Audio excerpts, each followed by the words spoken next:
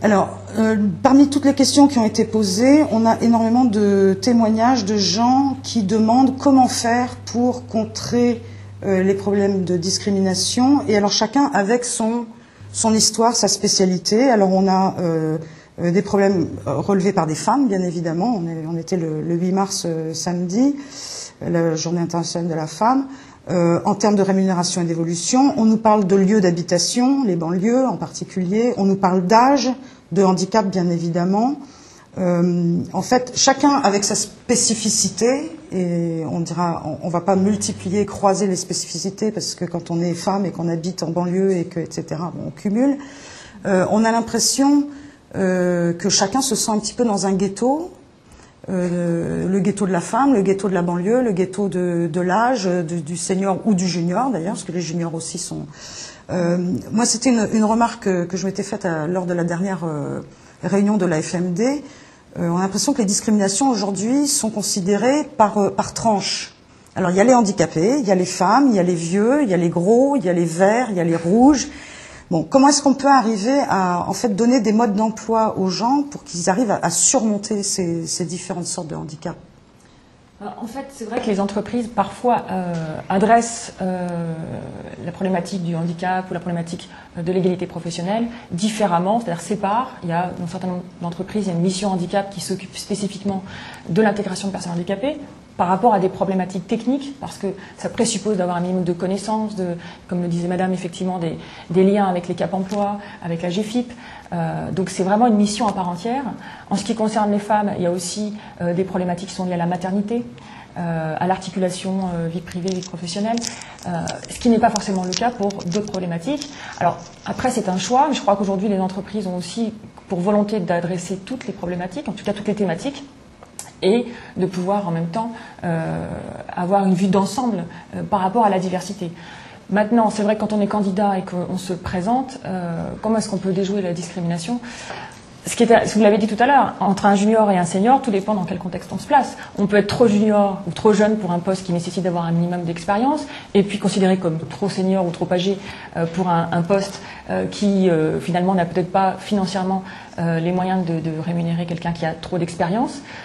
Donc, moi je dirais que ce qu'il faut, c'est, en tant que déjà de candidat, c'est bien savoir cibler son poste. Ce qui est, moi je vois dans mon activité de conseil en recrutement, dans mon cabinet de conseil, ce qu'on voit bien souvent, ce sont des problématiques de ciblage. On voit beaucoup de candidats, soit qui postulent à des postes de trop haut niveau, ou bien souvent, parce qu'il y a l'autocensure qui joue, des candidats qui postulent sur des postes de moindre niveau, de moindre qualification. Et ils se rendent compte qu'ils n'ont aucune réponse à leur candidature.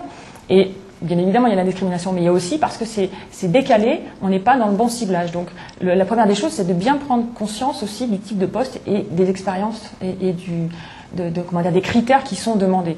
Et après, il faut essayer d'être le plus factuel possible dans la présentation de son CV. Alors justement, je vous interromps 2 secondes parce que Koumaka a posé la question que j'avais exactement au bout de la langue. Une femme de 32 ans mariée n'est-elle pas désapprouvée lors d'un recrutement? Le recruteur ne craint-il pas la grossesse? Serait-il possible de connaître sincèrement la position des recruteurs à ce sujet? Merci. Donc, en fait, on avait évoqué cette question ensemble. Comment se positionne une femme qui est en âge d'avoir des enfants et à qui le recruteur dit « Alors, est-ce que vous voulez un enfant ?» Ouais. Alors ça, c'est le genre de question qui est pas évidente, parce que c'est vrai que quelle que soit la réponse, tout est dans l'interprétation que le recruteur va faire. Donc une femme qui va effectivement dire à la question « Voulez-vous avoir des enfants ?» qui répond non, j'en veux pas parce qu'elle a peur d'être discriminée », va peut-être apparaître aux yeux du recruteur comme anormale. Une femme qui ne veut pas d'enfants, aujourd'hui dans notre société, c'est une femme anormale. Et à contrario, une femme qui dit « Oui, moi j'ai effectivement envie d'avoir des enfants, elle est toute transparente », on se dit, bon, dans ces cas-là, je la prends pas. Mais je crois que l'entreprise aussi a une attitude qui est complètement paradoxale. Si on veut des femmes, il faut accepter ce que représente une femme. Mais est-ce que la question n'est pas tout simplement illégale? Évidemment. Merci, ça va pouvoir le dire.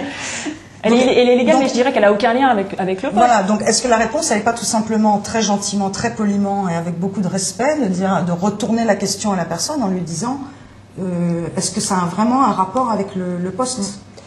Effectivement, c'est une solution. C'est sûr que ça ne va pas forcément mettre le recruteur dans de bonnes dispositions. Moi, ma position, c'est de dire, dans les entretiens de recrutement, chacun d'entre nous peut être confronté à des questions qui sont aussi illégitimes qu'illégales.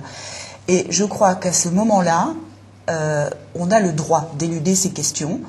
de ne pas y répondre si on peut y faire une pirouette, ou tout simplement on a le droit de ne pas dire la vérité. On a le droit de dire, face à une question sur souhaitez-vous avoir des enfants, etc. Je pense que quels que soient les choix de vie personnels, on a le droit de dire pour l'instant c'est pas ma priorité, j'aimerais d'abord faire une réalisation professionnelle.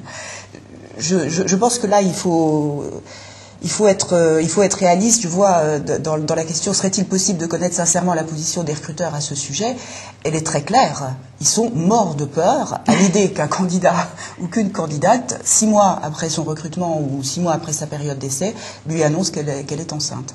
Ce sera plutôt une candidate alors. Oui. Ou prennent un congé parental pour un homme éventuellement. Voilà, donc là-dessus, il n'y a pas de...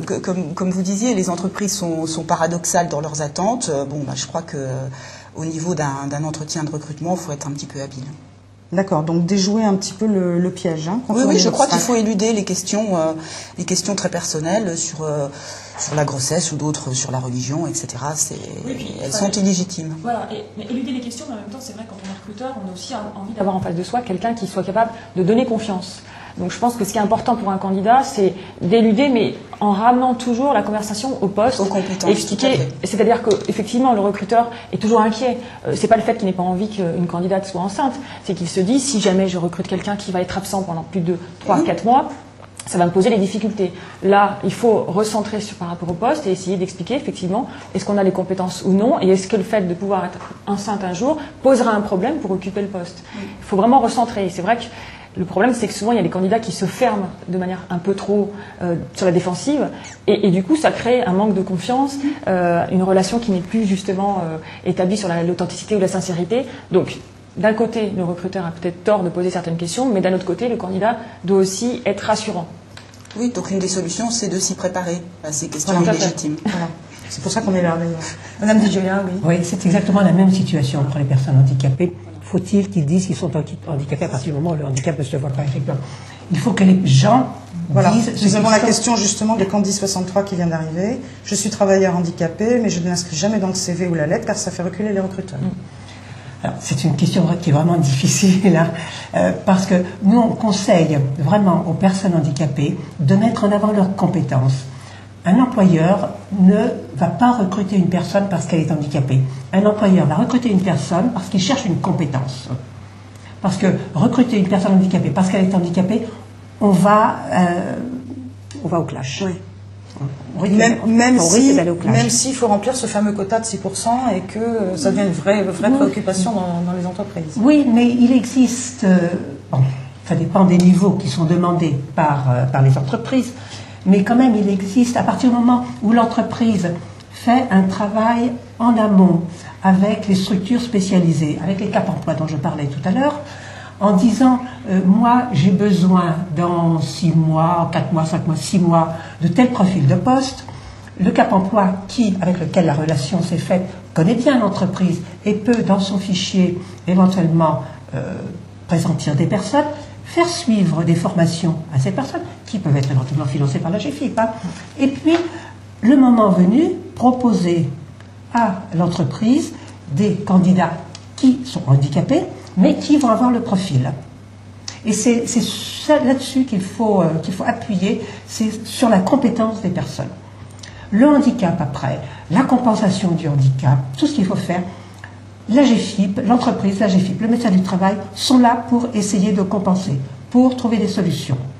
Mais c'est d'abord la compétence. Oui, d'autant que, petite précision qu'on fait à chaque fois qu'on parle de handicap, mais elle est nécessaire, le handicap n'est pas forcément le syndrome de la chaise roulante. Ah ouais, c'est même pas 2%. C'est vraiment l'association que font la majorité des gens dans leur esprit, et en réalité, vous m'aviez dit, le handicap majeur, c'est le mal au dos. C'est le mal de dos. Alors il y a beaucoup de handicaps, de souffrances psychologiques aussi. Voilà, c'est plein de maladies invalidantes. Les gens qui sont asthmatiques, les gens qui ont du diabète, etc. Ce sont des handicaps qui ne se voient pas, mais qui peuvent être handicapants dans la vie professionnelle. Mais à partir du moment où c'est bien géré, ça ne pose plus aucun problème.